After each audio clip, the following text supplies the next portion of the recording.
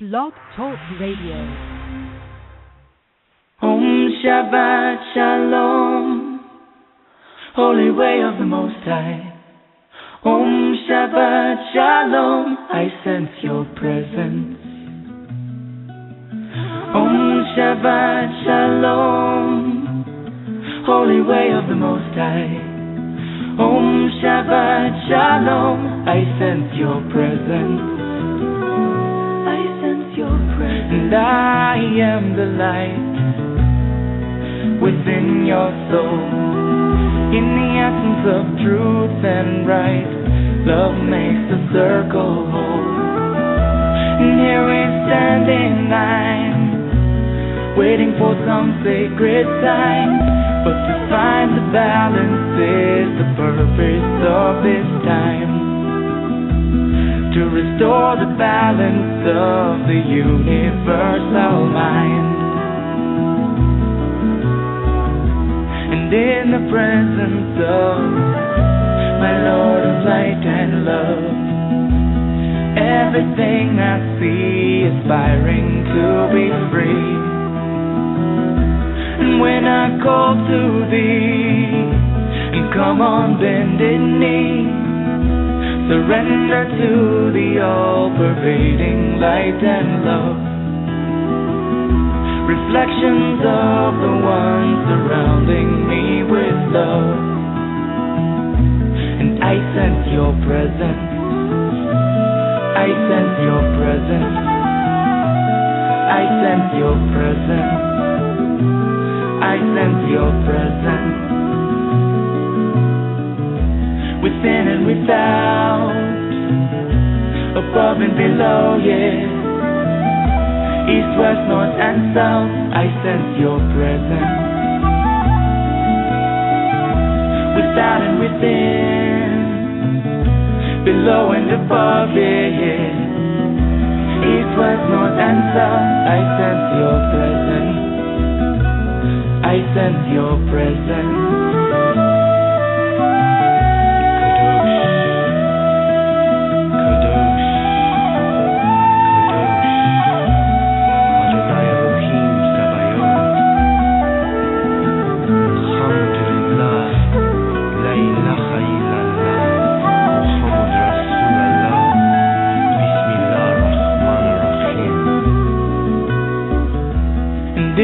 Presence of my Lord of light and love, everything I find in tune with the divine.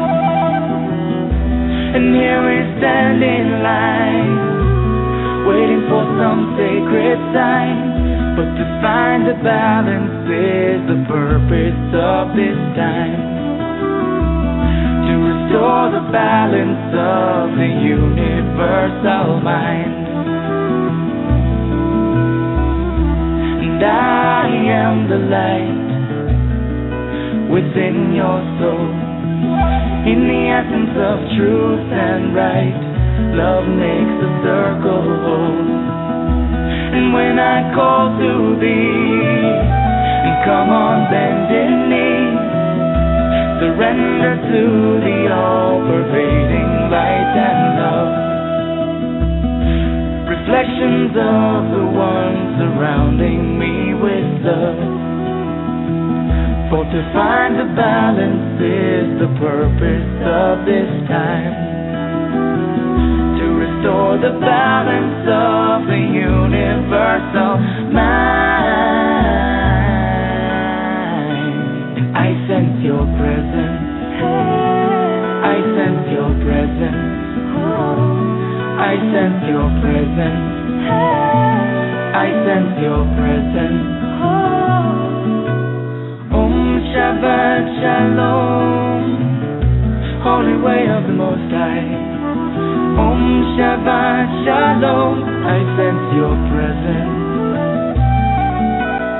Om Shabbat Shalom, Holy Way of the Most High. Om Shabbat Shalom, I sense your presence. Om Shabbat Shalom, Holy Way of the Most High. Om Shabbat sense your presence. Om Shabbat Shalom, holy angel of the Most High. Om Shabbat Shalom, I sense your presence. I sense your presence. Thank you for joining me here tonight on Activating Compassion in the Midnight Hour. My name is Jessie Ann Nichols George, and I'm your hostess this evening. The music you were listening to there at the beginning of the show is I Sense Your Presence. It's by Shemshai, great little group that I connected with in the Sedona, Arizona area for a while, is traveling around the world, living their dream, enjoying themselves, and, sharing their music with everybody. I want to extend a welcome to everybody that's joining us here tonight, whether this is your first time tuning in or whether you've listened to the show before and you're tuning in again. And I also want to welcome all those networks out there that we're streaming live through now.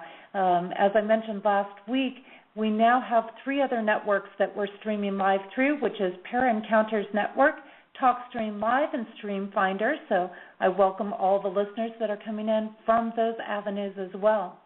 Here at Activating Compassion in the Midnight Hour, I'm looking at different ways that compassion exists in our lives and how to remove those blocks, the frustrations, the resistances, all those things that kind of interfere and get in our way. Some weeks I'm discussing different aspects of how compassion's in our life, how it affects our life, different areas of compassion. Sometimes there's exercises and practical implementations going on in the show. And then many times I've got guests on the show, like tonight. We're starting a brand new year off, and Sharita Starr on our show, so had fantastic guests last year as well. And, for example, we had some musical artists on last year, Stephen Halpern, Peter Cater, a couple of Grammy nominees, as well as Claire Hedin and Jill Matson, a few people there. And you can always go back and catch those shows in the archives as well. Now, in my own work, what I do is I focus on helping people find and use compassion in their everyday lives. I've created the Genesis Clearing Statement, which some of you have experienced on previous shows, and Kevin Baird, one of our other hosts here on the network, actually did a great interview with me when I first started the network, and that was back in the fall of 2012. We have that archived as well if you want to catch it. And then I've authored 4 books, the most recent being You, Me, Life Dreams, and the companion workbook to that. And then my first 2 books, Activating Compassion and its companion workbook. I've created the Compassion Tour, which is a multi-state nationwide tour, including workshops, retreats, seminars, book signings, and fundraising events. And I'm already working on putting together some things for 2014, and you can follow all of those things at JessieAnnNicholsGeorge.eventbrite.com. And just a reminder, if you enjoy the show tonight, and this is going to be a really awesome show because I've listened to Sharita. I've jumped in on some of her shows before, and they're really fantastic. You're going to want to share them, trust me. And you can just go ahead and use the same link that you used to come into the show for the archives. They can listen at their convenience. Also, we've got on my website, JessieAnnNicholsGeorge1.com. If you go to my page under the Main Street Universe tab, so that's the Jessie Ann Nichols George page under there, you'll find all of the archive shows, and they can access it there as well. So that's an easy way to do it. Now, before we get started tonight, those that have listened to the show before, you know what I like to do is to delve into the 72 names of God, Technology for the Soul, give a little message here for the week. And this message that I pull out of this book by Yehuda Berg is posted on my page on the Main Street Universe tab. So you can always go back and look at it during the week if you want to refresh what the message was and reflect on it some more as well. And let's open up and see what we've got tonight for our message. And we have the word or the of God, or the name of God that we're working with tonight is No Agenda. And that's a common name for it. And it says here, the message is, do you ever feel let down by the people whom you befriended? Are you frequently disappointed by circumstances in which you gave so much of yourself? If your answer to both questions is no, you can just skip right over and not pay a lot of attention from here. But if you answered yes, and here's his insight on this, To the preceding questions, chances are your positive actions were contingent upon you receiving some form of benefit down the road. We frequently befriend others or perform favors with a hidden agenda. The friendship we offer is usually conditional without us even realizing it. We want something in return. It might be social standing, a loan, or a favor that we would like to call in at some point in the future. Our actions of sharing usually have strings attached as well. For instance, a patron's name is inscribed onto a plaque and then hung up in a lobby. A dinner is given in the benefactor's honor. A hospital wing is named after the charitable contributor. In Kabbalah, this is not considered unconditional sharing. True sharing is nameless, so that the giver and the receiver have no idea who each other are. The giver gives, period. Givers derive their pleasure from the unconditional, anonymous act of pure sharing, expecting nothing in return. And that is when they receive everything. We give unconditional love and perform genuine actions of sharing. Joy comes from our giving, not from what we want in return. And the meditation Yehuda provides on this is as follows. Self-interest, ulterior motives, and hidden agendas give way to pure acts of friendship, unconditional love, and giving. In return, true and loving friends, joy, and fulfillment are attracted into your life. It's an amazing thing. Definitely fits in with my work in compassion. There's no doubt about that. And it's a great way to start the year off, right? It's a great way to start off thinking about unconditional giving and having no agendas. I think, man, if you're going to put your focus on something for the year, no agendas is a pretty great place to put it. The way this name is pronounced is Nun Aleph. That's no agenda, and it's pronounced Nun Aleph. So there's our message for the week. Again, you can check that out on my page on the Main Street Universe tab on my website. And the website is JessieAnnNicholsGeorge1.com. Now, a little something here before we get into our guest tonight. And this will just give us a little something to think about, and then we're going to take a quick break, and then we'll have Sharita on. Do spiritual tools really have a place in our life? Is there any validity to them? How much should we pay attention to them? Most people at one time or another have looked at or been intrigued by spiritual tools. They may have had an astrological chart done, sought out a tarot reader, applied feng shui, or said maybe a prayer or a chant or any one of numerous other things out there. I myself, I've studied and learned to work with many tools along the way. Astrology and gemstones were two of the first that I was drawn to as a young child. Many people have written such tools off as hogwash, mildly accurate, metaphysical mumbo-jumbo. There is the thought that if you are truly spiritual, you don't need to use tools. There's no place for them in our lives, and that they are only a distraction from true connection. Some religions have gone so far as to say that they are unholy, blasphemous, and strictly forbidden to use. As we look into these things, we find that they are based on real patterns and sciences of the universe. They are formulas, just like in chemistry. Tools are not needed to connect with God, Spirit, Divine. However, they may still play a valuable role for us. As for being unholy, how can anything that God created and provided for us as a means to understand our purpose and what needs to be done by the plan of God be unholy? Astrology is one example of this. God shared the understanding of knowing how to read the stars with the prophets and other holy messengers. It was a language given to us by the divine to understand how to prepare for life events, to be wise in our actions, not to give up and accept defeat, but to give us the opportunity to change. Much like the friend that tells you that you are headed into a major business meeting with a shirt covered in dirty oil and that you might want to change your shirt before entering the meeting. Do we have to change the shirt to have a successful deal? No. However, it will help things go smoother and be more compassionate to others by helping them to feel more comfortable and open. Yes, it will. I see many of these tools like that of a foreign language. Do we need to learn someone else's language to communicate with them? No. However, conversation is likely to be long and arduous without knowing it. It will be far more challenging to do. Yet if we know the language of the other person, we can easily converse with them and have more enjoyable moments. These tools, in some ways, might even be like having a great interpreter. They translate the nonverbal and non-mental language of the divine into something that our human self can grasp and understand easier. Now, many may have progressed themselves to a point that they choose not to use tools anymore, and that's all wonderful. However, for many that are just starting out, say, on their path, or growing and developing on their path, tools can be really valuable and useful. See, they are really just simply put a learning tool. Sharita Starr is one of those that has a highly refined gift with tools such as astrology, numerology, and lexicograms in particular.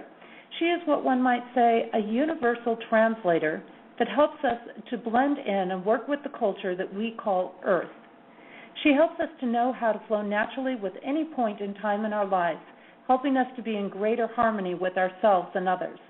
She helps us understand ourselves better and to realize what we are really communicating with the words and phrases that we use in things. Lexigram. Let's take the title. What is the purpose of spiritual tools? A portal for use has that life is upper wise so use. If lost the sure, post to soulful health. Pros to heart, so useful help. Healer for soulful path. Spiraled show, lift the soul.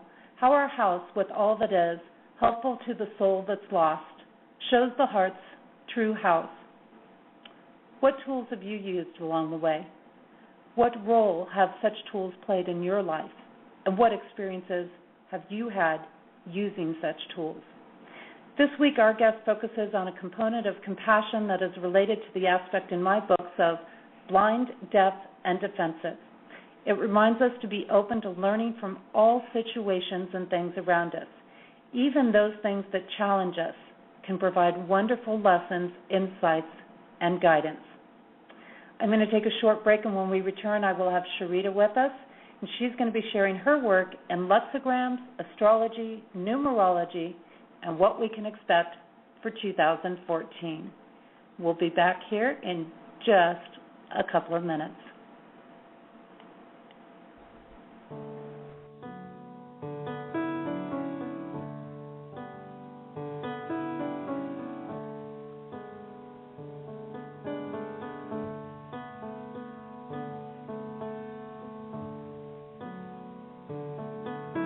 A walk through Epping Forest.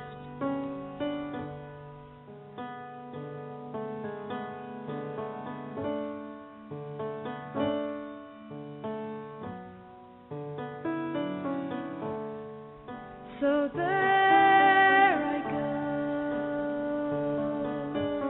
walking through the forest of my youth.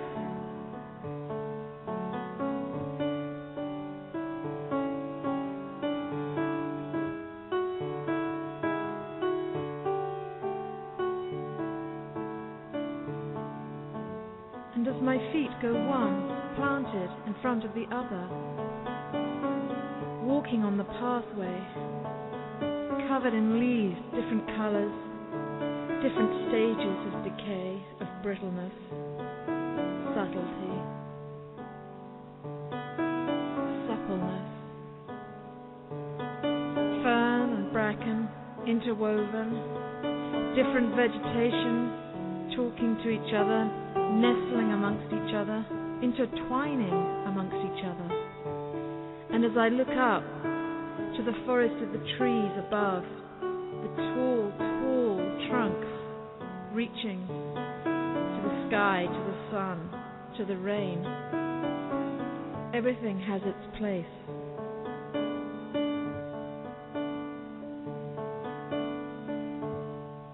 The sunlight is dappled across the leaves, across the ground, across my face, my hair.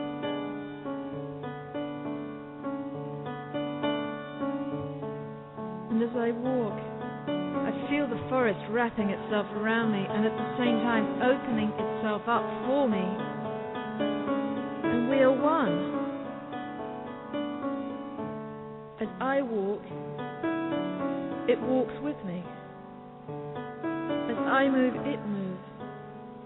One expressing the other, connected. And then comes a breeze. The leaves rustle. They bend. Constantly shimmering in the sunlight.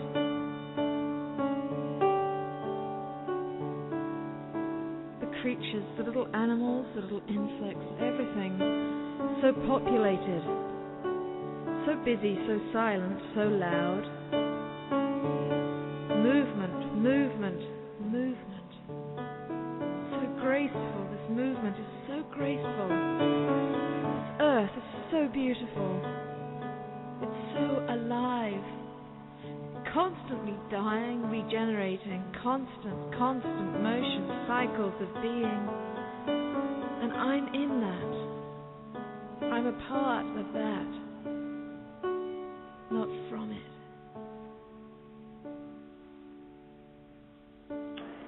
So beautiful. And welcome back to Activating Compassion in the Midnight Hour. My name is Jessie Ann Nichols George, and I'm your hostess this evening. And the song you were just listening to is titled A Walk in Epping Forest. It's by Claire Hedin. And again, if you missed her show, she was the very last show of 2012. You can catch that in the archives. And her website is at the bottom of the show description there, www.clairehedin.com. That's CLAREHEDIN.com, in case you want to check out more of her music and her work. Now, I'd like to bring on my guest tonight, Sharita Starr. As a spiritual life coach, Sharita Starr distinctly sees how patterns of energy form within our lives through the tools of astrology, numerology, and lexicograms. Touted across the globe as a psychic of the planets, she is a constant student of observing how cycles affect our lives. Sharita is a celebrated radio and TV personality as a popular returning guest and currently can be heard on Empower Radio with her weekly Empower Scopes. Her regular featured columns provide powerful forecasts to assist in empowering and navigating our lives. Her book, It's All in the Name, captures the fascinating topic of lexicograms, engaging the reader to spell out the truth from the letters contained within any word, name, or title, answering the question, what's really in a name? We discuss her work, look at what 2014 has in store for us, and delve into her world of wisdom tonight. And you can learn more about her work at www.sharitastar.com, and also more of her work with lexicograms at www.bookoflexicograms.com. Sharita, it's absolutely wonderful to have you here tonight. Oh, thank you so much, Jessie, and it's an honor to be with you and to be your first Friday night, or late in the night. I guess it's Saturday now, right? It's Saturday in my world. A pleasure to be with you. A pleasure to be with you. It's so awesome to have you here, and I've listened in, and I know I connected with you a while back, and I've been kind of watching your work, and I'm like, oh, that's kind of really cool. And as I said at the beginning of the show, I started off with astrology and things, and so I'm really particular about people who do astrology, because I used to hand cast charts, and so and God bless you, because that takes a lot of time, and yes, it's fascinating. You can't read as many people as you can with these computer programs that we have now today, which they do save that. But yes, it's wonderful to know how to do that. That's how the ancients did it. So when I saw your work, I was just like, she knows her stuff. She totally knows her stuff, and I watched it for a while, and I go, yeah, I really like what she's putting out there. Like, I can resonate with this, and if I can resonate with it, I know there's going to be a lot of other people out there that resonate with it.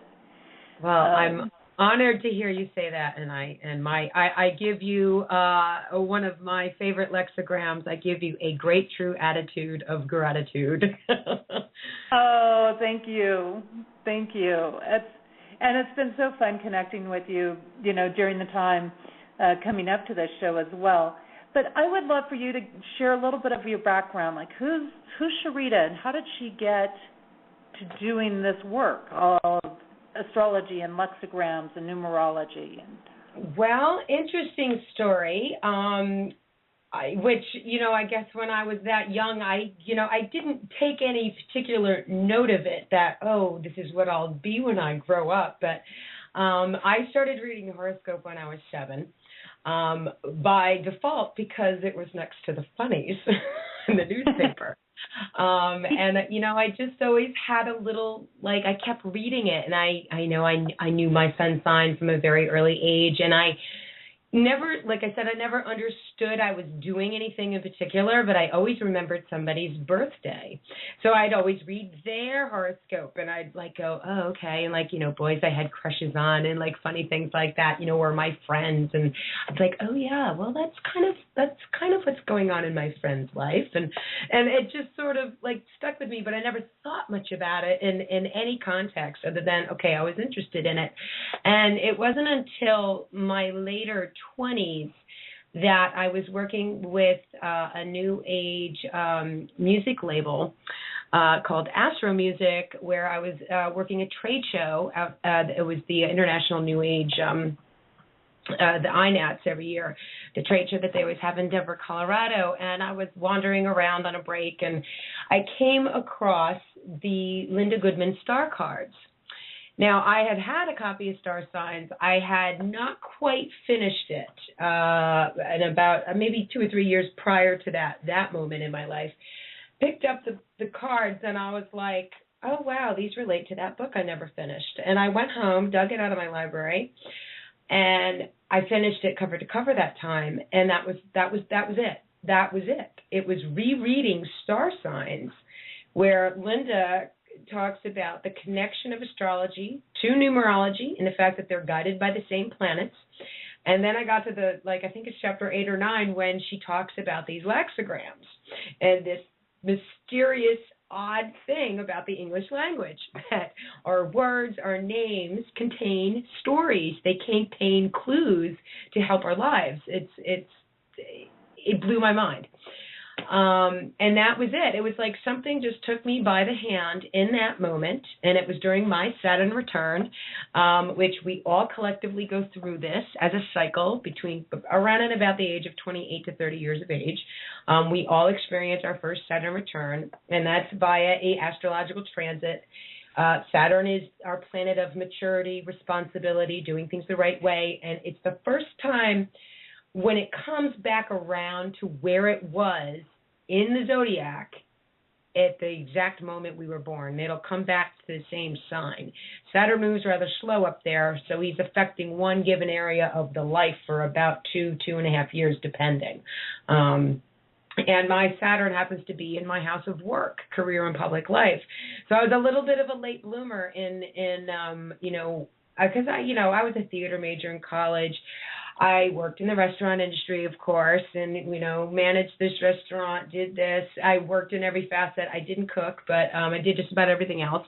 And I got very aggravated with it. It wasn't what I wanted to do with the rest of my life. But I really didn't want to pursue the acting thing either. Once I saw what the business was like, it just didn't thrill me. So there I was, just at that crux of my Saturn return, and boom, this happened. And via numbers, I was also in the midst of changing my first to second period cycle of my life simultaneously. So once I started to understand this stuff and even applying it to my own life, I was like, wow, this is really wicked, how this stuff works. And, Linda says in Star Signs, she goes, don't take my word for this stuff. She goes, go out and apply it. And that was when dawned on me, I did have this library of birthdays in my memory banks that I was like, oh God, this totally describes this person, that describes that person. Wow, that's she's totally right. And then I started examining these names, and I was just, and the lexicograms hooked me. I'm hooked on it all, but the lexicograms really threw me for a loop because, I mean, I started examining famous people's names. Then I just started examining, people I knew, my family, my friends, my boyfriend at the time, and I was blown out of the water how a name tells a story. There is this thing, what's really in a name? I mean, it's just like, whoa, why does this work this way? It's a bit of a phenomenon, to be honest with you. I mean, I have no explanation for it. And Linda really doesn't either. But it works, and it's nothing short of fascinating. So that was why I chose to write the book, because let's face it, there's a ton of astrology, there's a ton of numerology books out there, but nobody had devoted a book to these lexicograms. And that's why I chose to write the lexigram book first, and then we'll take it all from there. So now let's explain that a little bit more about lexicograms, because this is kind of a newer concept maybe for some of the listeners, some of them not. You say it's a word that tells a story. Is there a particular way that works? Like, do you just select certain letters, or? Well, basically the gist is you could take a simple word. You can, and I recommend when you get going, just start with words. Don't worry about your name so much right off the bat. But hey, if it's something that really resonates with you, and if you're a word jumble person, you like to play crossword puzzles, you like Scrabble and things like that, you're gonna love lexicograms because it's very similar. Because it's just about scrambling some letters up. But the basic concept is you take a simple word, name, title, whatever it may be. You just simply anagram, which means you're just going to take other words from the original and just spell other words. You don't need to use all the letters in the same word. You can make short words, bigger words, in between words, and you just start making a list of the anagrams. And the art of the lexigramming is taking the anagrams and making poetic phrases out of it. And then in that process becomes the telling of the story. It starts telling these stories or giving you a little bit of clue. So, for example, let's use compassion, the name of your show. And if you're a Facebook person, I just posted these to my Sharita Star, Author Sharita, or It's All in the Name pages on Facebook, so you can check out any of those.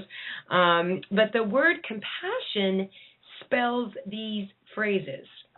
I am in no pains. I am in no sins, no panics. I am a compass as I pass mass pains.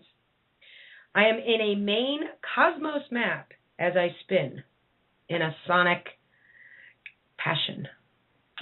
That all comes out. Of course, passion's pretty easy to get from compassion, but it's still in there. It's like the word impossible. And that was another one. I just was on Facebook a couple hours ago and popped that one on there because I'm always, Facebook is terrible for me because it's like I call it my occupational hazard.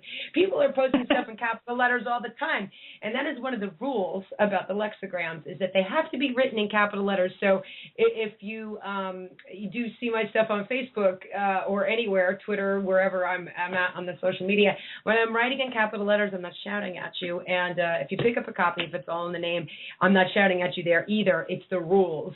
These are the things that Linda set up in star signs. So I followed these rules when I wrote the book. But impossible spells, very simply, I'm possible. So I be bliss, I be blessed. So I smile miles comes out of impossible, interestingly enough. How do you evolve? It's in the word. Yeah. You have to love. There's no other action you're going to do in life to evolve but love. If you want good health, let the hate heal. Heal the hate. It's so fascinating. I have a question. I'm sure it's probably running through some other people's minds as well. Yes. Is there a reason for all caps? Yes. Linda explains it she explains it very extensively in star signs, but I'm going to tell you what I lexicogrammed from the very phrase capital letters. All letters tell a real secret. All letters seep real lies. All letters set a real pace. As letters are reset, letters tell a real tale. All letters let a peace tale spiral. So what's interesting, especially when you get into your name and you get into like business entities, names of other, books, whatever, it's something, everything in life has a title. Everything is written in capital letters. Or I should say, not everything's written in capital letters, but your name as a legal identity is always written in capital letters. Look at your license, your credit card, your checks, your Social Security card, your passport. It's all written in capital letters across the board. There's nothing written in lowercase letters as a legal form of identity in your life. Why she chose the capital letters, it just really gets the point across a little easier.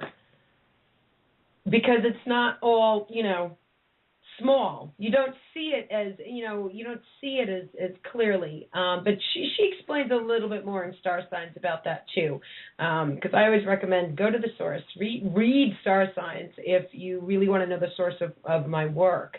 Of course, I even have a chapter in It's All in the Name that it talks about the rules that Linda set up that I kind of discovered, sometimes these can be broken a little bit in certain ways. So once you kind of get into some things, it's really interesting. But that's really the rule about the capital letters. So no, we're not shouting. Okay. Which of course is the modern day thing about if you see capital letters, you must be shouting, It's good to warn people of that because they wouldn't know necessarily. And I know there's some different thoughts on capital letter things out there right now. So, I wanted people to understand your perspective from that and where it was coming from. Now, we have it seems like a long time on the show, but it never is. I 2-hour shows all the time, and it doesn't seem like 2 hours whatsoever. It's like they go by so fast. So no, not at all. Love it. You always kind of need hours to dive into good stuff like this. Oh, it's so fun. It's so totally fun. So I do want to touch on a couple of things here because I do have some people, lined up and asking if they can work with you tonight and things like that too. So I want to try to honor some of that time as well in here. And one of the things I want to touch on first, though, before we go into that, is astrology. You do your own forecast, and a couple of things. What role do you see astrology playing in our life, and what do you look at when you're creating, for example, your forecast to help people say, here's what's going to happen in the next moon cycle or at this?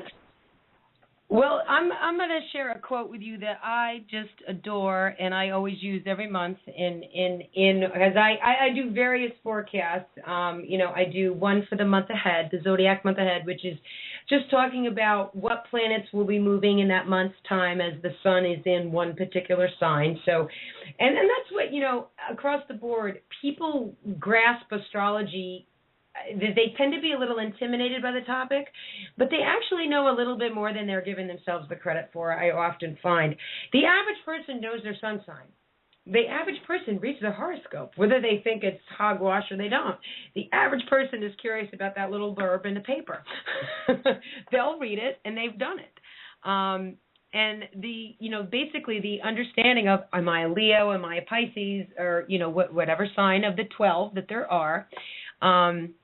So that's what I do on a monthly basis, is write for the passage of the sun through that given sign. And the sun takes 30 days, 30 degrees to go through each sign, which will round and about add up to the 365-day year.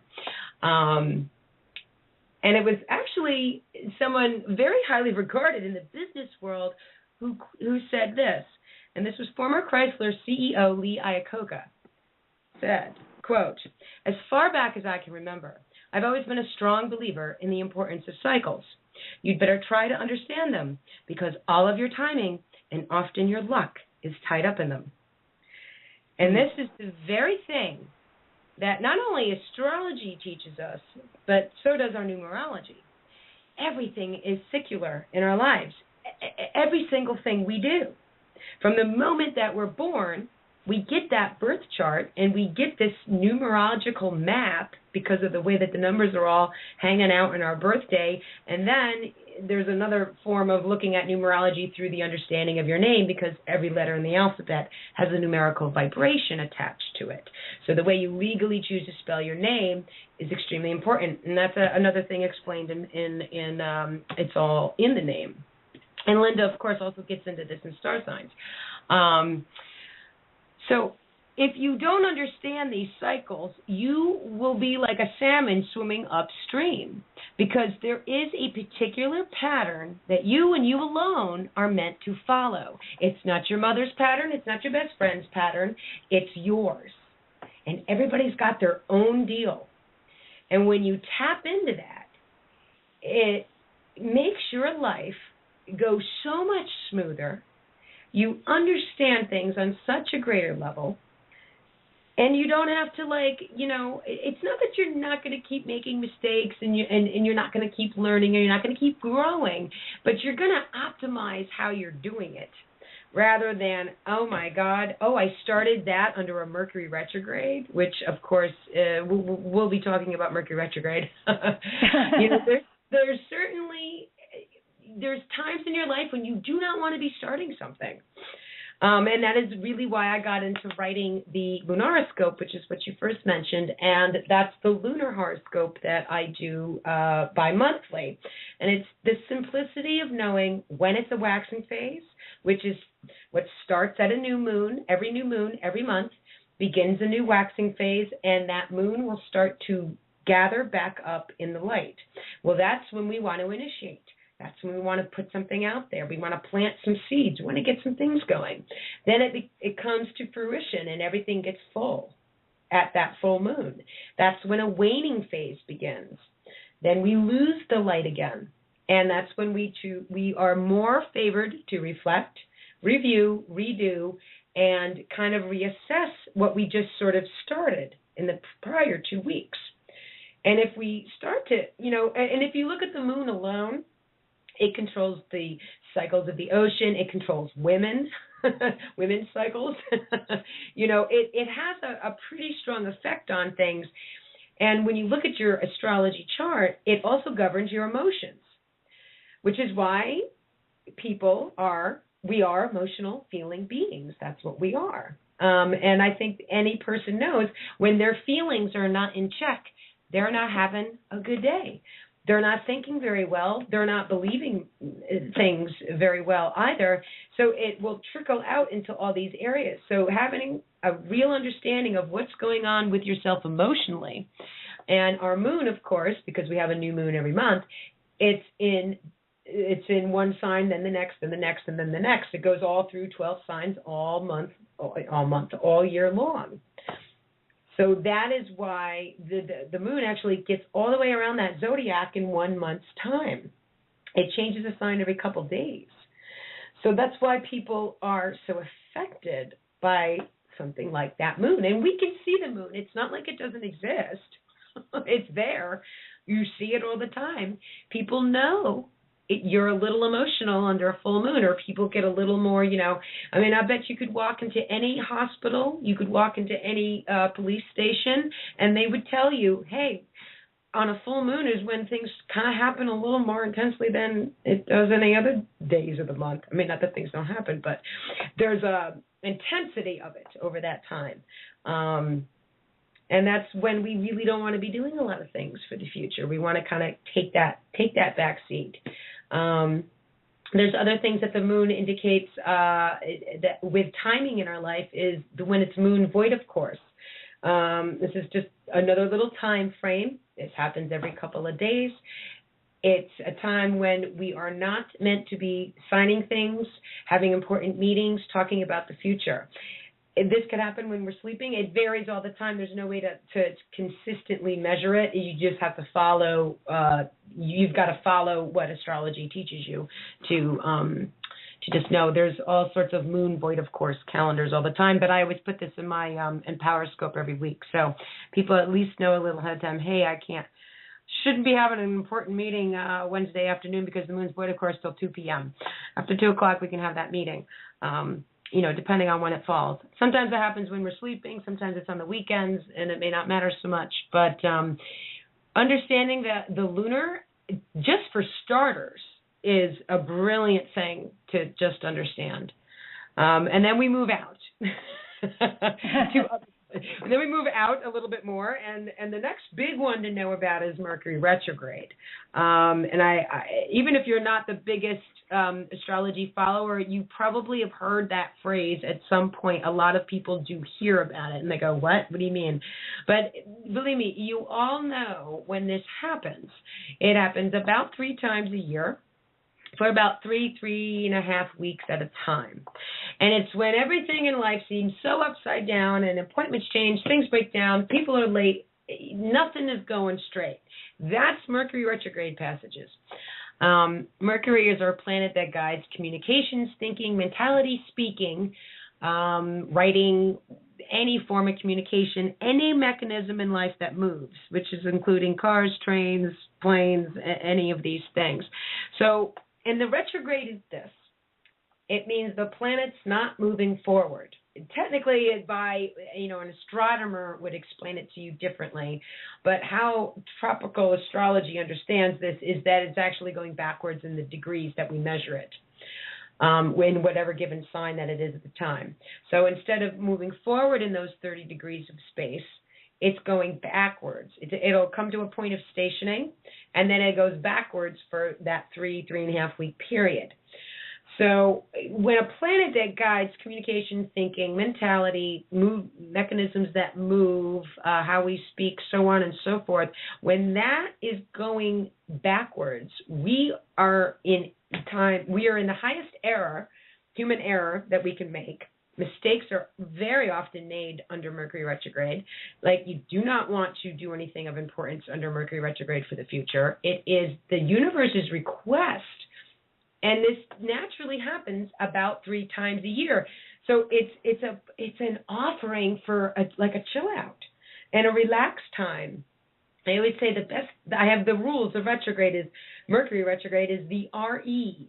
Any word that begins with RE, you're typically safe to do, like relax, reflect, redo, regroup, reorganize, rest, retreat, review. Just take that, kind of reflective time, because let's face it, we cannot go forward all the time. It's like sleeping, and that's another interesting, understanding the measurement. When you add up the hours that Mercury retrogrades in one calendar year's time, it is the equivalent of the hours that we actually tend to sleep in a year's time. The same thing. Wow. So it's our offering. It's it's like this. Socrates said it: as above, so below. What happens up there does affect our lives down here. It has, years, eons and eons and eons ago. You look at Japanese culture, you look at, Mesopotamia, Egypt. There were so many people who valued and guarded astrology. They kind of kept it from the common person. But somehow along the way in modern day, it became, kind of like, oh, that's just like entertaining, and that's not true. And, of course, the average horoscope in the newspaper might hit it, might not. So people have kind of lost the sense that it's valuable in any way, shape, or form. But, here's another interesting person who sought out to disprove astrology and said this, quote, "Astrology is a science. It contains an illuminating body of knowledge, and it is like a life-giving elixir for mankind." Do you know who said that? Albert Einstein. One of our absolute greatest scientists on this earth. If he validated astrology, well, then how come it's that's where I go, okay, naysayers. That's okay. Go ahead. It really is. It's like a recipe, only it's in the sky. I mean, it's very scientific. When certain ingredients come together in a recipe, you're going to get a certain result. Yeah. And you can use the same ingredients, but if you use different proportions of those ingredients, you're going to get different results. Mm-hmm. And the Mercury retrograde, I'm so glad you brought that up, because I actually had some people really questioning me on stuff that I was scheduling. They're like, I can't believe you're scheduling workshops during a Mercury retrograde. Oh my God, do you know that's nobody ever wants to show? And I'm like, whoa, wait a second. It's actually a very perfect time. It is a perfect time for a workshop, like spiritual type. I was totally going to say that, because it's a reflective action. Totally. Exactly. So yes. I want people to think about that when they're sitting there going, oh my gosh, I can't do anything in this Mercury retrograde. Go get a spiritual retreat. Go get out in nature. Ground yourself. It's the perfect thing. Because there's wonderful. There's wonderful things you can do under Mercury retrograde. Yes, having a workshop, having a class like that. But, here's what you don't want to do under Mercury retrograde. Don't go and get married. Don't go buying a new car, because you're probably going to get a lemon. Your marriage is based on a date that is bad communication. So do you want that for the rest of your marriage? I mean, obviously not. You don't want to start a business under Mercury retrograde. Those are the types of things that you don't want to do. The logical mind processes. Exactly. Yes.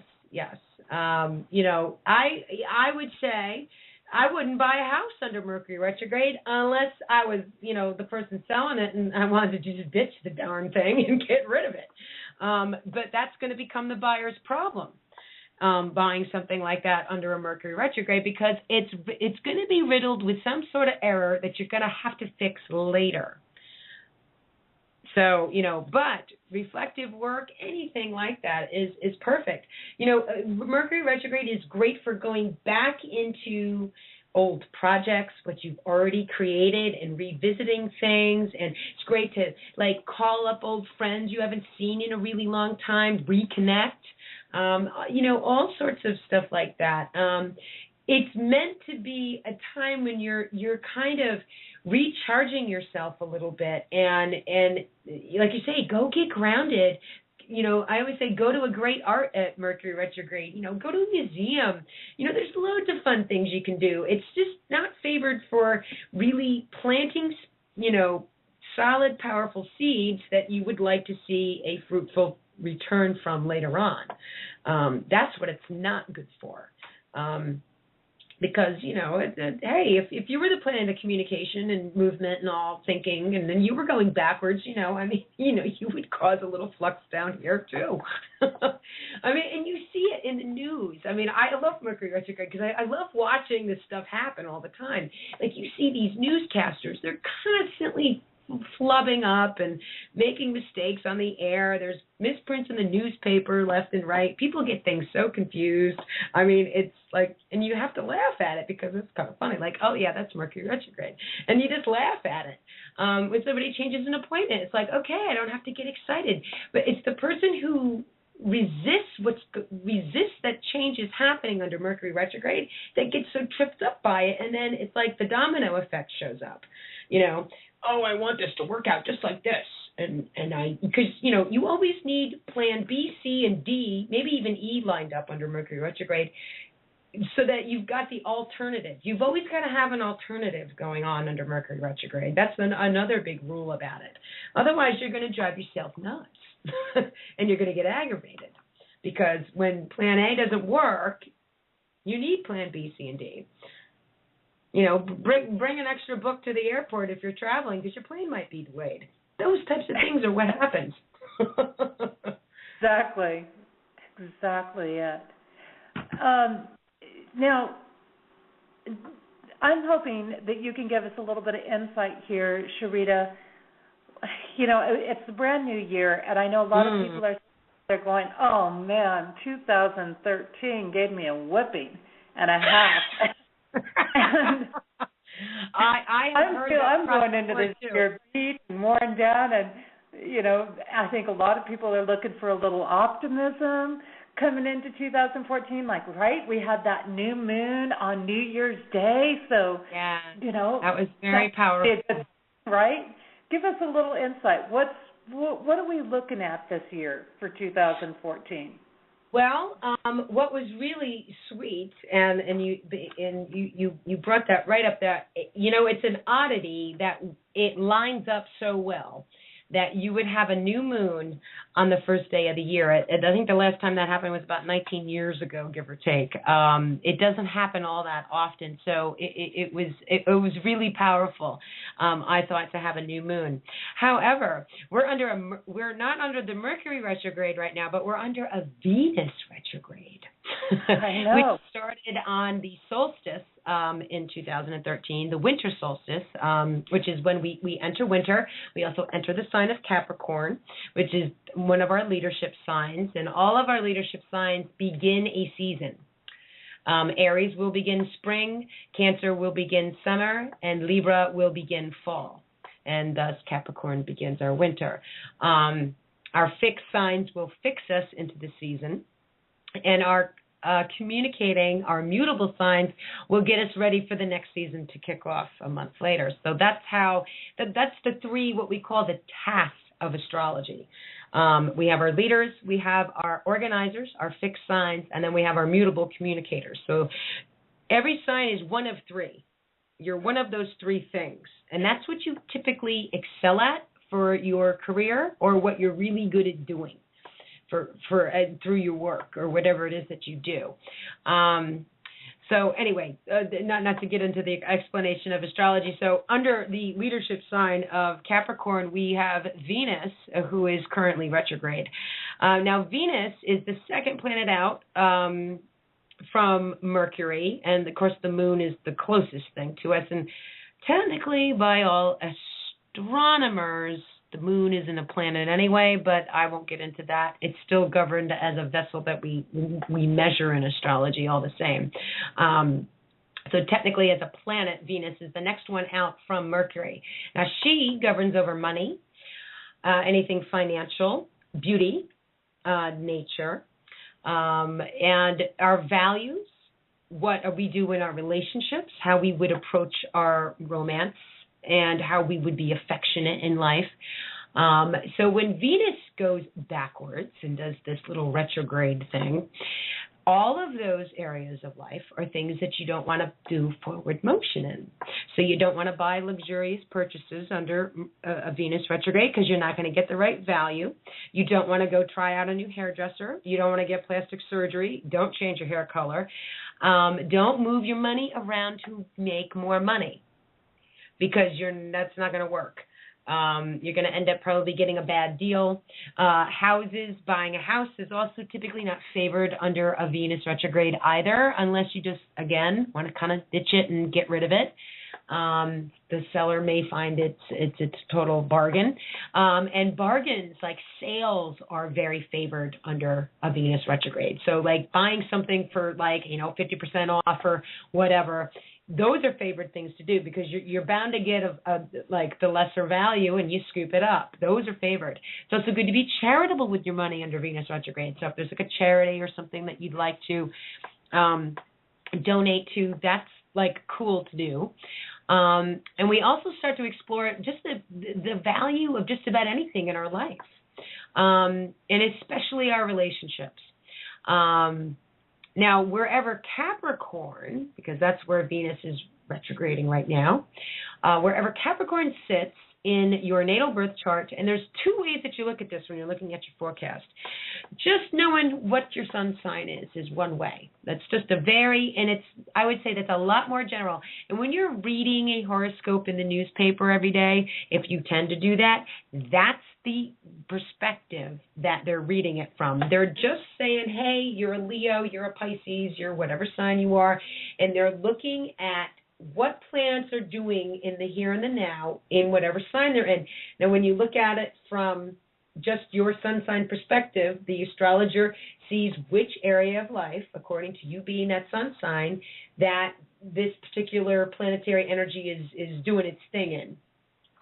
Now, when you have a birth chart, and that's why we want to know what time you're born, because that gives you a very much more personal and intimate and in-depth perspective of who you are, because you're going to get a rising sign out of that, and that's basically saying what sign was on the horizon at the moment you were born. Sometimes, if you're born near sunrise, you are going to typically have the same rising sign as your sun, because the sun was coming up off the horizon at that time. Let's say you were born at noon. Well, you're going to have the sign about 4 signs behind you as your rising sign. If you're born near sunset, you'll have the opposite sign as your rising sign. And if you're born in the middle of the night, that'll be the sign that's like 9 signs away from you. That's how you start to see. So that gives you your personal chart. And that one's much more intimate and much more on point with the real nitty-gritty of your life. But looking at things from just the sun sign perspective is also very helpful, because there is 2 ways that these current transits do affect us. You can't really exclude either one. So that's how you kind of can see things in astrology. Now, when you're looking at something like the Venus retrograde that we're talking about, so you want to look at, okay, where's Capricorn affecting my life?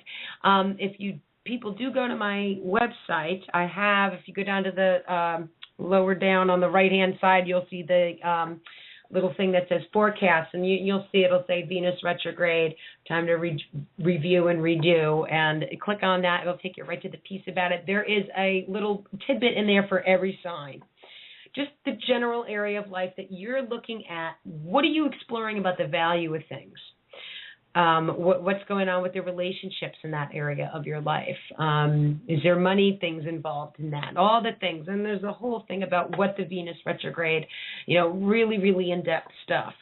Now, she's going to be retrograding until the 30th of January. She's a little bit of a longer cycle than how Mercury does it. Mercury is the fastest retrograde. He's the quickest, which most people are very thankful for, because they can't stand it when he's retrograde. I'm actually looking forward to this direct motion with Venus going direct at that time, because it's right on top of the Chinese New Year. Yes, and that's interesting, because now, and then we have, this year is wild, I'll tell you this. And, It is. What is interesting, too, is, okay, we've entered 2014. Now, switching over to numbers, not to confuse anybody, but we're going to switch to numbers real quick. When you add the year up, you get 2 plus 0, which is obviously not going to increase anything. 2 plus 0 plus 1 plus 4 is going to result in 7. So right now we're also in what we call a 7 universal year. Now, connecting back to planets, the planets guide the signs, the planets guide the numbers, both. So when you're looking at the number 7, you're also looking at Neptune, which is like, if you understand the energy of Pisces, that's also guided by Neptune. So this is a very reflective year. It's a year that favors reflection, inner work, kind of going into that retreat, sharpening the inner saw on many levels. And what is fascinating about the beginning of this year, the first half of this year from the astrological side of things, is that we are in a inner planet retrograde train from the very beginning. We've got Venus. We started the year under Venus. She goes direct. We've got a 5-day break, and then Mercury does his first Mercury retrograde of 2014 from the 6th of February through the 28th. Then he goes direct on the 28th, and then Mars goes retrograde, which is the next planet out from Venus. And when Mars goes retrograde, that's a whole other ball game compared to the other two. And we'll get into that a little bit. And Mars is not a short retrograde. He's going to do this for from the 1st of March until the 19th of May. So you got a Mars retrograde there. Now, it's not as intense as Mercury, but it's still something you've got to be very cautious about. And Mars is in Libra right now. So you're going to want to pay attention to the Libra area of your life. over that time frame. And what Mars is a planet that guides, drives, motivation, your kind of like your spark, your get up and go, and like what makes you do anything. That's Mars in your birth chart. Your natal Mars is going to tell you what makes you take action in your life. Now, when Mars is retrograding in a particular sign, it's going to ask you to reevaluate why you do anything in that area of your life. It's going to take you on a little review trail under that time frame. So we are being asked to, especially in the sign of Libra, how to reevaluate our understanding from that area of life. What's being done fairly? What isn't being done the just way in that area of life? So you're going to get that feeling about wherever Libra sits. And if you happen to be a Libra, well, your whole approaches to life are being asked to totally be like, whoa, let's change up the story here, because you're going to start seeing a lot of things change. Mars is also a planet that will govern endings. It will govern finalization. So this is also a time when you're going to see things come to a conclusion in this area of the life. And doors that seemingly close are going to open up something different. So that's also where you see that, kind of like a shift happen, so to speak. No sooner does Mars go direct, and another couple of weeks later, we get another Mercury retrograde, which will then begin on the 7th of June and will take us through July 1st. So the first half of this year is all interplanet retrograde action, which is so in tune with what the universal year of the 2014 equals 7 kind of says. You know what? It's time to reflect. It's time to take kind of, a look-see at what's going on. I imagine the metaphysical world will go through such almost like a revolution this year, because in my opinion, in how the world is going, people aren't very happy. They're not happy with the results they're seeing, and they're looking for different answers. And a lot of those answers are going to be seen by really looking at the self, and they're going to realize, I don't need to follow this anymore. I don't need to follow this formula that doesn't work for me.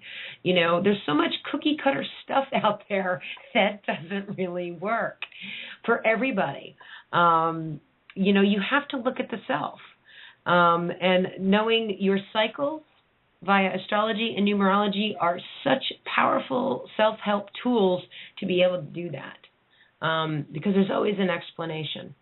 We have a couple of other little influences besides this whole train in there, because if I remember right, we have Jupiter retrograde right now until like March 7th, and then we have the 5th out of 7 of the Saturn-Pluto squares hitting somewhere April, May. Yeah, so that was the other thing. I didn't know how far I should go into explain this, because some of it gets a little bit confusing. But if you do pop into that Venus retrograde piece, you'll see another link that will go to the Pluto. I'm calling it the Pluto-Uranus square dance. This has been going on for quite a few years and will continue through 2015. It's where Pluto and Uranus are squaring off to each other. Uranus is in Aries and Pluto is in Capricorn. Now, getting involved in all this, what we call the cardinal axis, meaning all the cardinal signs, there's going to be, and this is going to be just before the 22nd of April, you'll get a couple oppositions and squares, but on the 22nd of April is when everybody squares off completely. And this is the Jupiter in Cancer, the Uranus in Aries, the Pluto in Capricorn, and the Mars in Libra. So all these planets are sitting in a leadership sign, and they're all going to make a direct square to one another at 13 degrees of each of those cardinal signs. This is pretty big in astrology when you get something like this. They call this round cross or something? Yeah, there's all these different terms. I try so hard not to get involved in the terminology because it just confuses people. Right. If I'm talking to a group of astrologers, that's one thing, but I find the less I try to use that terminology, the more people are interested in astrology. They just want to know what's happening.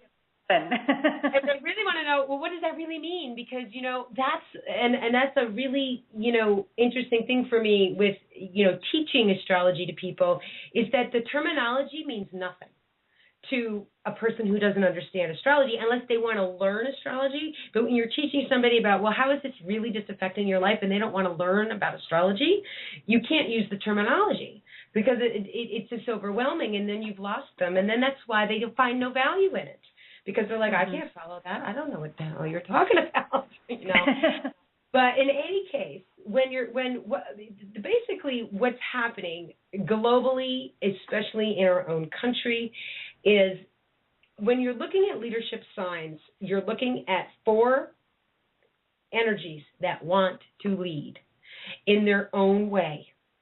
And when you get a square, and this is all about like this understanding of everything is just about math, really. Astrology is just math. It's just measuring angles and how things are chatting to each other, and that's why you get your personality quirks, and why do you have a block over here, or why does this flow really good for you? Well, that's just how the planets are talking to each other from that map that we have from the day you're born. That's how we understand what works and doesn't work for you in your life, and why one formula will work for somebody and it won't work for the person sitting next to them because they're not made up for the same. Human beings all want the same goals in life. We all want love. We want good health. We want a nice relationship, have security, have money. But we all attain these things at very different and varying levels. And the way one path will work for one person is not going to work for the next. And that's where this astrology and the numerology becomes so interesting, because it really is your personal thing of how it works. So depending on your personal map and what your sun sign is, this cardinal axis that we're talking about is where all these planets are going to be hanging out at that 13th degree together, is saying, however these leadership signs fall in your particular life, there is an old structure that is, and when you look at squares, okay, if you have 4 90-degree angles, you have a foundation, correct? Naturally. I mean, it's going to create the something, you've got 4 walls. Well, there's 4 90-degree angles there. And the only way something can be built on anything is if it has a structure that's a foundation underneath it. And if you look at a friend of mine on Facebook had this awesome analogy. He said, look at a pyramid. It's the bottom of a pyramid is 4 squares, right? But look what sits on top of that. It's this gorgeous structure. And it's the same thing with what's happening with this cardinal axis. It's like, okay, when something like this happens in astrology, it's asking for something new to shift, and we're going to lock a new thing into place. But because, this isn't highly regarded in everyday life, most people are going to resist what's happening, or they're going to find a little hardship with it. Because let's face it, self-knowledge is not really big in the world. I mean, there's a movement right now, but the average person is not being taught this stuff. I mean, it's not taught in public schools. It's not taught anywhere. It's not taught in an average college. You kind of have to go and find this information out on your own. So there's a lot of people out there that they won't have any idea what's going on.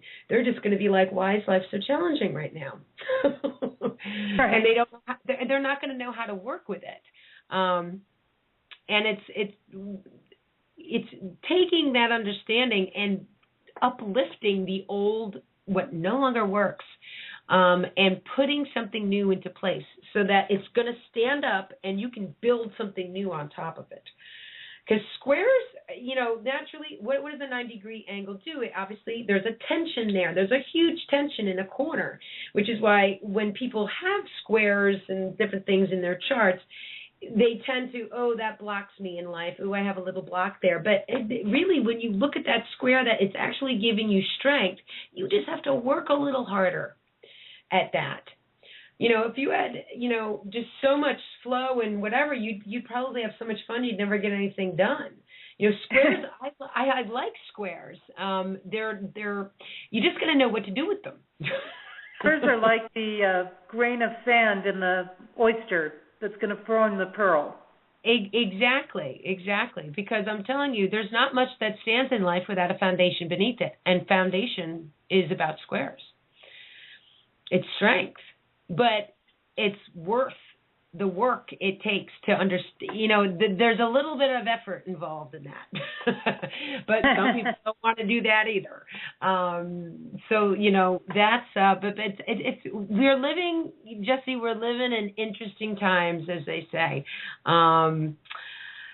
It's a year where I think people are really going to. And I don't like that word "wake up," but there is a greater awareness coming into the consciousness of everything.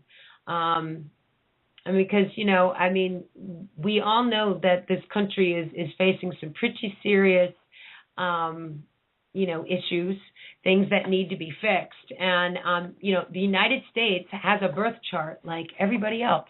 There was a time that this country was initiated, and what's really interesting is that when you look at how this cardinal axis is going to kind of click into place for the United States, it's transforming our approaches in this country. So like the way we take on anything is meant to change.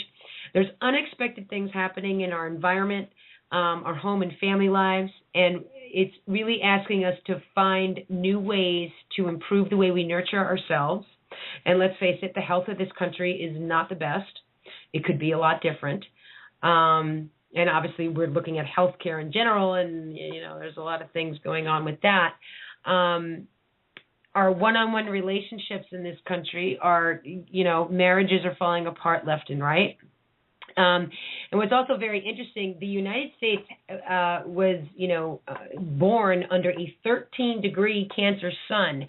What's also very fascinating about this, from the United States' perspective, is that this cardinal axis is going to click on the Jupiter is going to be right on top of our sun, and all these other planets are going to be squaring our sun as our nation.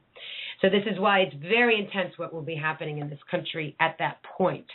And when you go into numbers, the United States is in a 8 personal year right now, which is about us kind of harvesting and going through the recognition and reward of what this country did in the previous 7 years of its life as a nation. And when you get into another layer of understanding the cycles numerology can tell us, April is a month of major learning for us. So there's going to be some pretty big things that are going to come out of the water that will teach us a lot of things. Moving into that, the previous month will be a little emotional as well. So we'll see how that leads up in March. And the other thing that this changes is our career and public life in this country, what people are doing for work. The other interesting aspect is that the Mars at that time is going to be in a pretty close conjunction to the United States' Saturn, which is at 14 degrees Libra. That's going to be another interesting kind of a tug and kind of a pull that's going to change some things. And, a lot of people, are losing jobs. The unemployment is not what it was. The employment the whole job sector is changing in this country too. People are starting to work for themselves more and more and more, and this country was set up that way to begin with. But where we got lost on that train, I don't know, but it did happen.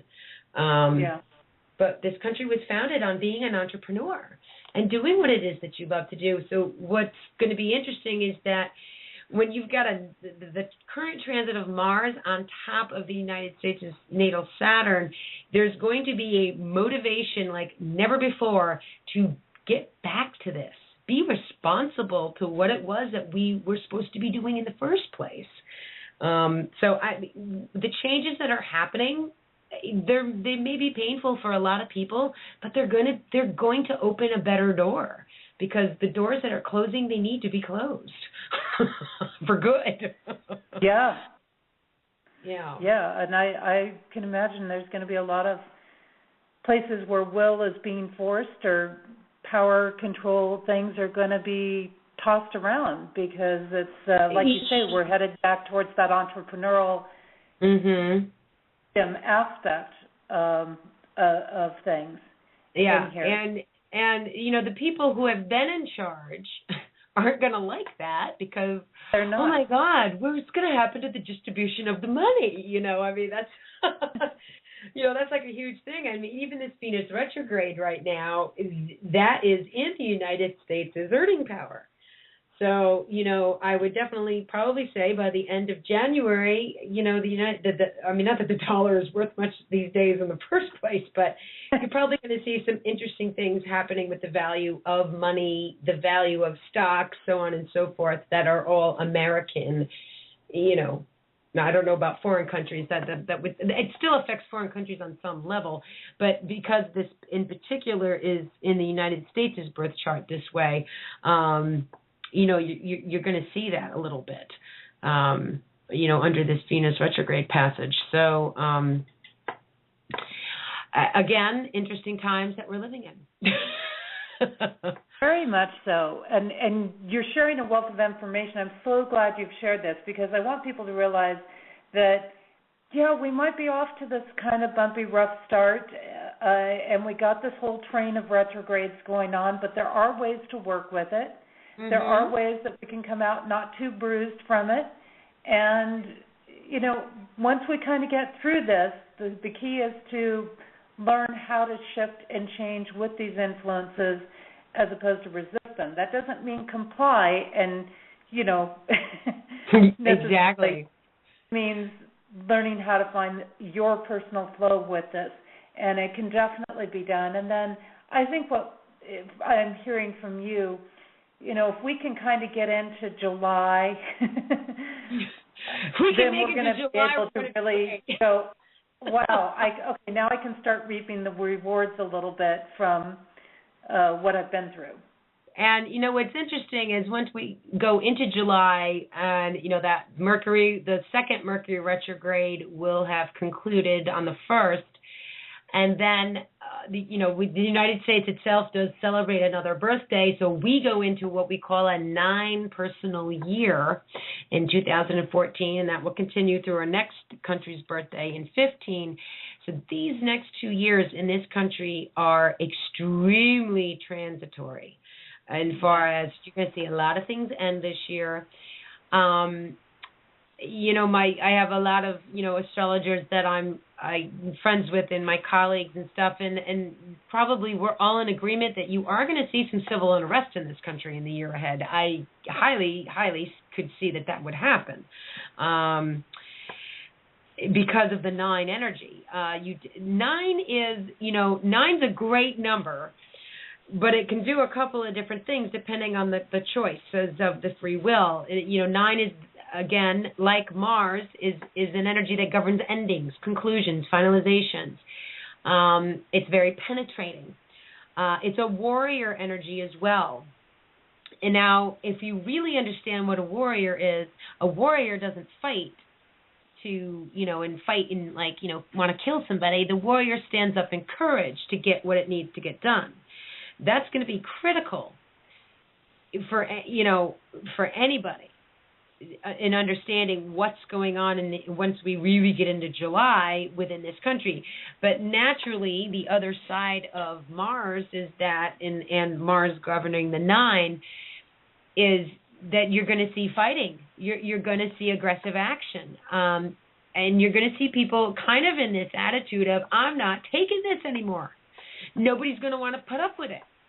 Because the 9 will tell it to you like it is. It always does. And if you're a personality that's born on the 9th, the 18th, or the 27th, you have that in your persona a little bit, that you'll always stand up for what's right, but boy, you will not take any you-know-what in life. You're not going to be like a backseat kind of person. You're always going to be out there kind of foraging a little bit.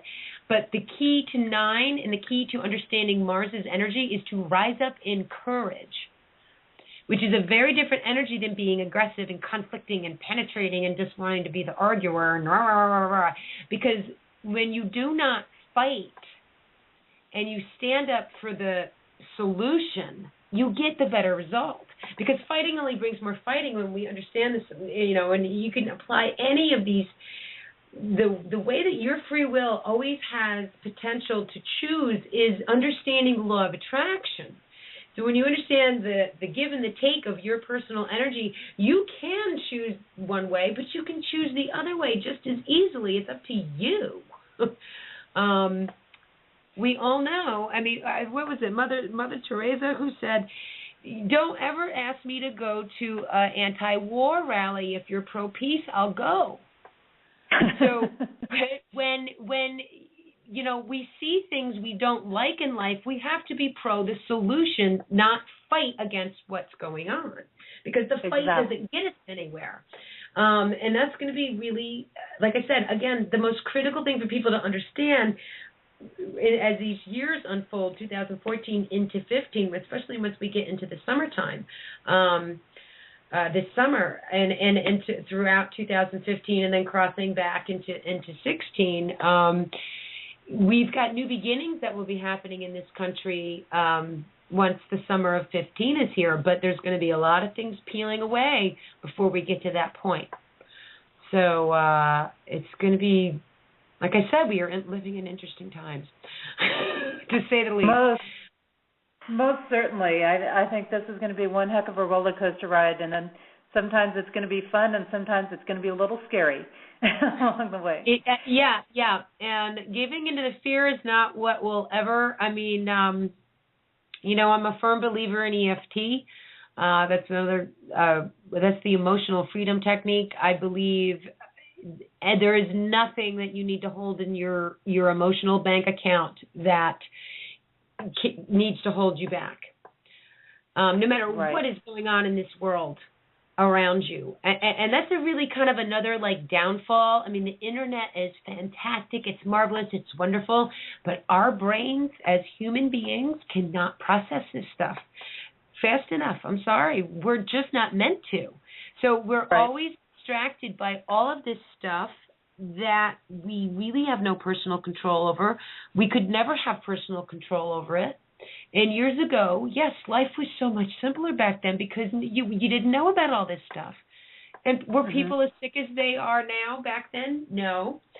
Not that advancements in medicine haven't been beneficial, but there's a catch-22 to everything, so to speak. So, it's really understanding you do not have to, fall into this whirlwind of, oh my God, the world is coming to an end and things are changing, but your personal space is still your personal space, and nobody can take that away from you, no matter what. Right. We've come through so much of the show here, Sharita, but I've had one or two people here particularly really patient in the caller queues. And I know that you tend to work with people, and I don't normally take callers in my show, but I know that there were a couple of people that were planning to call in, so I was going to give them a chance since they have been waiting through this whole time. And I know that you do some very interesting things, and I thought it might be fun to try this tonight and give it a chance. And that way people can kind of get an opportunity to see how you work with people. Yes. Live. Okay. So the person that I've had waiting here, from before we even started the show tonight, is calling in from 443 area code. So I'm going to go ahead and open up their mic here. And 443, you're live on the air. Hi, how are you? We're Good. doing How are you? Sharita, this is Jerry. This is Jerry, your friend from Facebook. Jerry, hey! How are you, my love? I told you I'd be here. Well, there you are. Well, there you are. It's a really good show. Well, thank you so much, and thank you for having that patience. Yeah, I know you're a Scorpio. Yes, I am. And I know Saturn's in your sun sign right now, so boy, do you have patience. Is that what it is?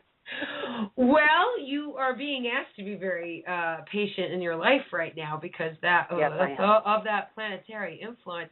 And am I now? You know, I remember birthdays, but I got a lot of people on Facebook. Are you the 11th of November? I'm close. You're close, but I'm the 14th. You're the 14th. Okay. Okay. Pardon me that I did not remember the exact. Oh no! Oh my gosh! Are you kidding me? Well, you know, it depends. Sometimes I'll remember the birthday and not the name. You know, it's just kind of funny. It depends sometimes for me. So let's see what you are. Where are you in the timeline? So you are the 16 constant, and of course, you're on last year's cycle. So you're in the 4 personal year right now. Yes, I am. Yeah. Okay, good. My math is working at this late hour of the night. So now what we do, and for the listeners out there, we were talking about this also a little bit with the United States in particular, but we flow in time in 9 via 9 every 9 years, every 9 months, every 9 days. There's always a number. There's a layer of numbers that will tell us how to operate in our forecast. So, Jerry, right now, you are in year 4, and this is going via your birthday that just passed in 2013. And now there's some numerologists out there that would disagree with me, but I have plenty of other numerologists that do agree with me, and we say, if you are born at the end of the year, as such as you are, Jerry, you did not live a month and a half and then pop into a new cycle because you weren't here a whole year of your life yet. So it's when those numbers lock into place every calendar year that's when that year starts for you. So that's why you are in your 4 year, and you will continue to be in this 4 year throughout 2015's birthday, and then you'll pop into the year of major changes and stuff. So you're in this year right now where you're building that final wall of that foundation we were also referring to back earlier in the show. So you're going to go back to 13, 12, 11, 10. So 2010 is when you saw a lot of new things in your life start to happen. And you go back to 2009, and that's when you were in your last 9 year, and you saw 2009 to 10 was when things closed off in your life, concluded, finalized. They made the space. And that was all the results of the previous 8 years that was involved in closing all that off. And now you were at the beginning, and in 2010, you were at the beginning again. It's like the universe said, hey, Jerry, here's a brand new package of seeds. Go plant month to month of your life. And then 2011 to 12 was something emotional showed up. There was a lot of cooperative energy in your life at that time. There was something you needed to nurture. The experiences that showed up in that year almost distracted you from those new beginnings you felt like you started, but the nurturing process you went through that year all the same watered those seeds because seeds can't grow without water. Then you went into 2012 into this past birthday, and that was your year of learning, your year of growing. You saw some growth come up above the ground a little bit. And this year, now that you're in, you're going to start to get the roots super solid. You can also look at these 4 years like it's a new foundation as well. So you got 1, 2, 3. You've got 3 walls up already. Now you're working on the 4th one. And this is a year, the 4 years are interesting because it almost feels like what you're doing, you're not seeing any progress. And why? Because it's like the roots. You can't see them under the ground, but they're growing. You just don't see the results quite so strongly. It's also a time in your life where you're going to understand, and you're being asked to understand the difference between what you've been tolerating and what you're meant to be allowing, which means tolerance is putting up with something you don't like, and you just kind of deal with it. The allowing lets it be, and there is no negativity around you. You're not putting up with it. It's not like, okay, I'm just going to deal with it. There's a total difference in social. It's shifting from the energy of what you've been tolerating and getting obstacles out of your way so you can just allow. And then you've done the work so that when you go into your birthday later this year, now that we're in 2014, you're going to blossom because you're going to go into a 5-year, and that's going to bring you to all these huge changes in your life. Now, from the astrology side of things, why I said you're so patient right now for having waited so diligently on the phone is you have the very planet right now in your sun sign of Saturn, who is asking you to slowly but surely change the approaches of your life. Like what no longer works in the way you kind of present your immediate personality, you know, how you appear to the world, how you really take in your first impressions in life, all of that is changing. So there's almost things like, you know, you're feeling a little restricted in certain ways, or you feel like that pace is not the way that you want it to be, but you're kind of meant to just go with that flow. And because whatever Saturn is trying to clear out for you is not, those doors are meant to go. That they're meant to close, and you're meant to bring on this new sense of responsibility, because whenever Saturn's around, he just says, you got to do it my way. You can't do it your way anymore. Does that all make sense? Absolutely. Did you have so you know, Yeah, go ahead. Just so you know, this is the first show that I got to listen to you for the whole show, because I always had, it must have been retrograde because I had technical difficulties, so I never got to hear a whole show.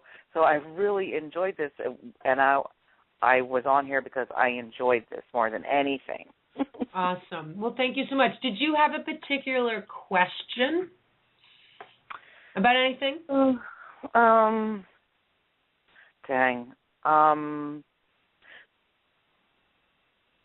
I don't know. There's so much that's going on this year, and most of the stuff has been a lot of patience, even though there's been a lot of frustrating days for me. But it's all been lots of, you just have to sit and wait type thing, you know. And it's interesting for you because, you know, you being born to the 14th of the month as well, that's not the patient side of you. Absolutely not. The 14 is what loves the change. That's the Mercury influence with you very strongly, numbers-wise. So, and combo that with being a Scorpio. See, Scorpios do know how to be patient. They really do. Out of all the fixed signs, they have the most patience because let me tell you, you know, when you're that fixed energy and you are guided by Pluto in that regard, and Pluto is the planet that, and it is still a planet via astrology. The astronomers disagree with us. Of course, you know, astronomers and astrologers do not see anything eye to eye, by the way. But Pluto is still very valuable in our world. You know, Pluto is the elliptical planet that takes everybody else in. I mean, that's your brilliance in this life, is that you see such scope and you see the whole huge picture, which takes time and patience to do. But the 5 part of you is like, okay, let's change. I want something new now. You know, I'm oh my on God, the go, you know. And that's probably that is so on the money. And that's probably been the most frustrating thing about having Saturn in your sign since, you know, Saturn's been in Scorpio since the fall of 11. So, you know, and it's not going to really get out of there until 2015. It's going to pop into Sagittarius for a little bit, but then it goes back into it for a tail. So it's going to get out of there for a bit, but then it'll go back because of the retrograde. Because all the planets retrograde, they all do it. But for you in where your sun sits, being born on the 14th, Saturn will never be on top of your sun. with that little tidbit, because it's only going to do like the tail end of the 20 degrees of Scorpio when it goes back in. So it won't be so strong for you, but you still probably feel it a little bit. That's going to be all throughout that year of change coming anyway. There is. But, you know, I mean, this month for you, you're in a month right now of you will see some changes happening. This is a 5 personal month right now. So, you know, you're going to get this month and October will both be 5 months for you.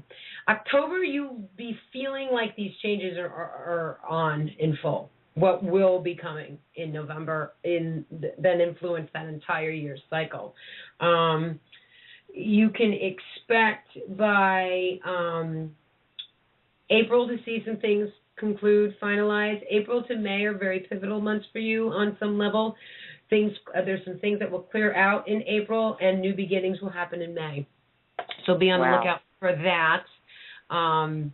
Just as far as just how these cycles will go on a monthly basis within this year of the 4. So you'll see that. What month's my money month? Where's my money month? Is there one of them?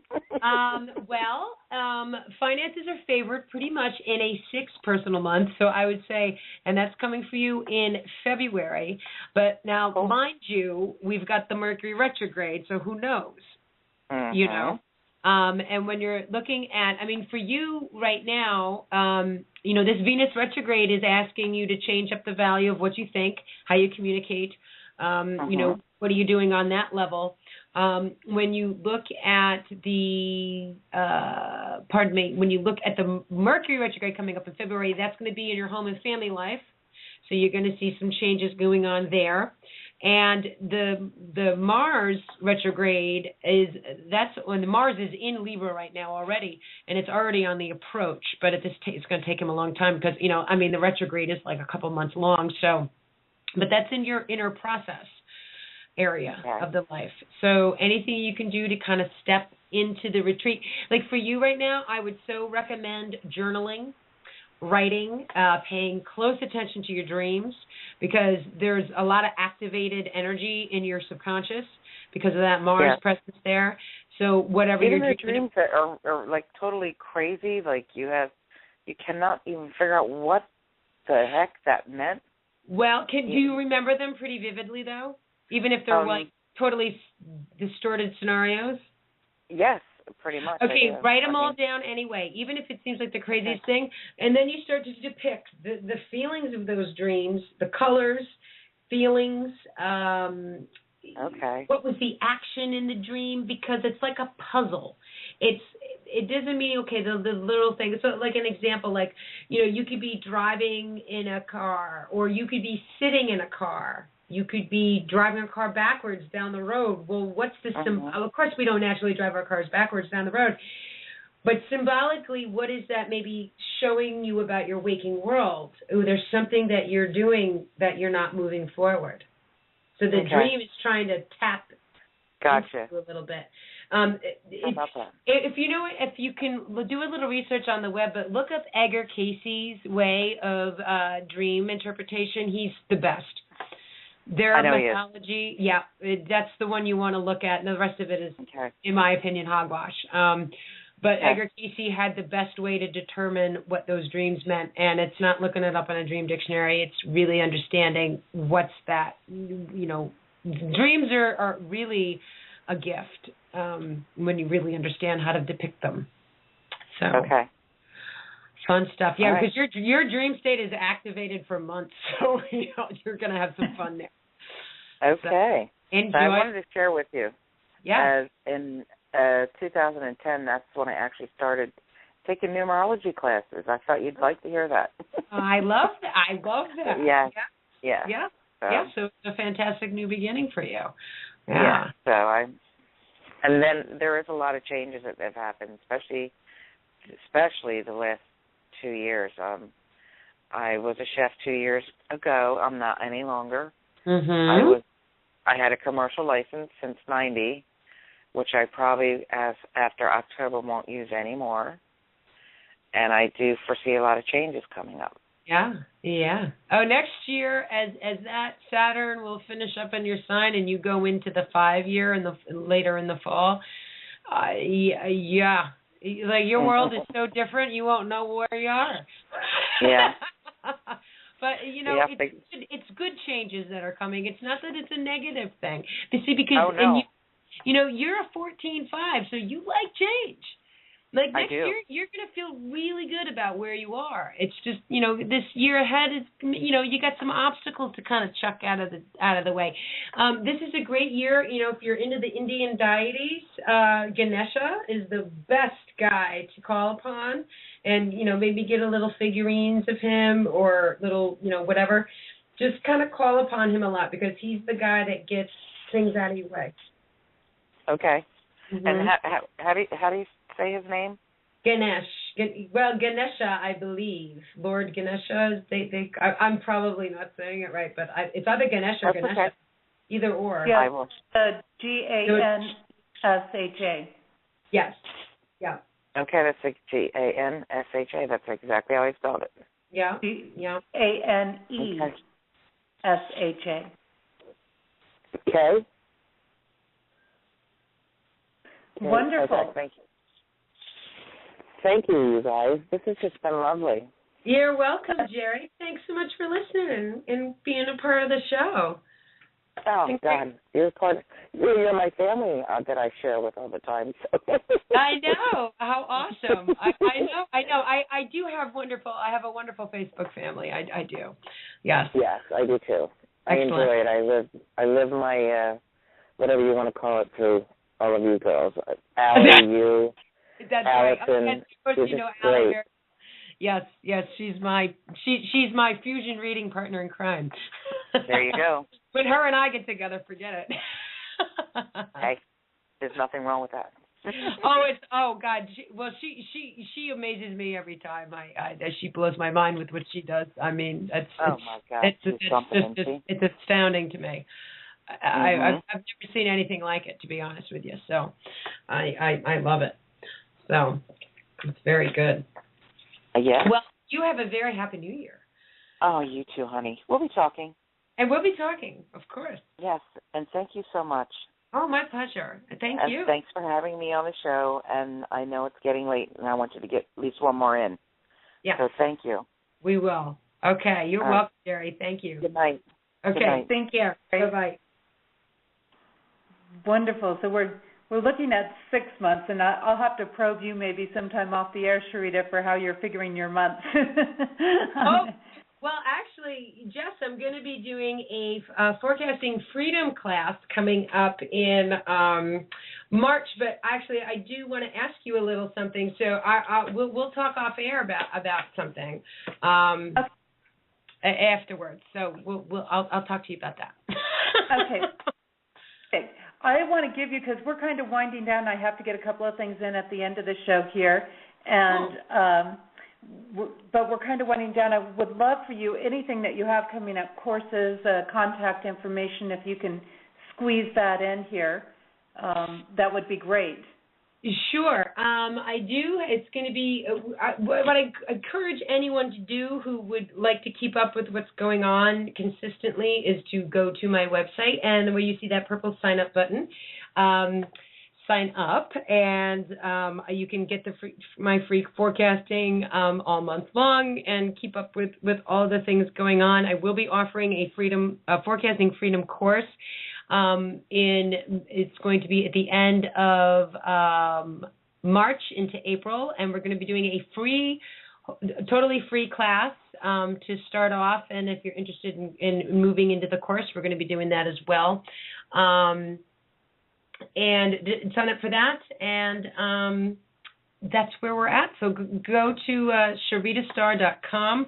That's where everything is. You'll find all my social media links, the book. You can watch a book trailer about the book under publications, and you can also give yourself a free reading under Explore. You can check out more about how the signs and the planets work together with the numbers and how we do what we do. So go and check that out. Awesome. And, it's been such an incredible pleasure to have you on the show. And I think we'll have to get you back again at some point on here. You know what? I know when we first connected, and you're like, really, like, you don't have an opening until like 5 months from now. Oh, I know. Oh, I know. That actually wasn't really that surprising to me. I mean, most people I know, yeah, they have guests. I mean, when I did my show, I was booked out. Well, I didn't do my show weekly. But yeah, once I got rolling along, yeah, it was like, okay, well, no, I can't fit you in for another, few months. But once you get popular, that's it. So you have a lot of people to share with us. I mean, it's wonderful the work that you do. And I'm trying to remember your lexigram off the top of my head, but I know we have the World Healer in your name, so I know that that's in there. And I mean, you're such a gift to us as well. So thank you for having me. It's an honor to be on your show. It. I know we are going to get you back on again, Sharita. There's no question about it in my book, anyways, because I want you back on again. And maybe we can then, when we bring you back, a lot more time for you to work with people as well. Sure. Yeah, that's my thing. I mean, I spin these little forecasts very quickly on the air. That I've done triple times over.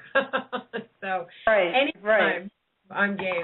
And if we didn't get to you tonight, because we didn't really have a lot of time to get to very many people tonight, Sharita does have these kind of like places that she's showing up regularly where you can get the readings done on the air. So you just need to watch for those. And if you're following her on Facebook and things, you'll get that information. Yeah, or if you're on the email list, I always send out, the information about shows coming up for the free readings. So, yeah, like I said, be sure to sign up for the email list because that'll keep you up to date, even if you're not on Facebook and, you don't do all that other stuff. Twitter and, There's exactly. So much social media. We're overloaded with social media too, but it's fun. Sharita, it has been a true pleasure, and I've got a couple of things I've got to wrap up here because we're down to just a few minutes left. But it's been an absolute pleasure to have you here, and we look forward to having you back again. Thank you so much again. My great true attitude of gratitude to you and your listeners, and a blessed, abundant, always abundance in 2014. And if we self-reflect and do our inner work, we're going to have a fantastic year. And again, we have Sharita's contact information at the bottom of the show description as well. I do want to mention that next week on our show, I'm going to have Shelley Alexander. She's a holistic chef, and she's going to help us to find delicious ways to be healthy and manage our weight and health concerns. And, a lot of people get in there and they're looking at that weight and health things at the beginning of the year, and she has some incredible, delicious, delectable recipes and things. So she's going to be helping us out next week. And, you can stay on top of all of the events I have going on through my event site at jessieannnicholsgeorge.eventbrite.com. Of course, following my books and videos that I put out every month, all of those great things you can do through my website, jessieannnicholsgeorge1.com. And I want to mention, too, for those of you that are healers, that are doing work, maybe people like Sharita doing astrology forecast or whatever your thing is, maybe you're a Reiki specialist, whatever it is, my January special deal is I am now offering advertising on Activating Compassion, and we have more ways than one for that to come up. Here on the show, we will be offering a couple of spots. I'm looking for maybe some people that, like Sharita, maybe have a little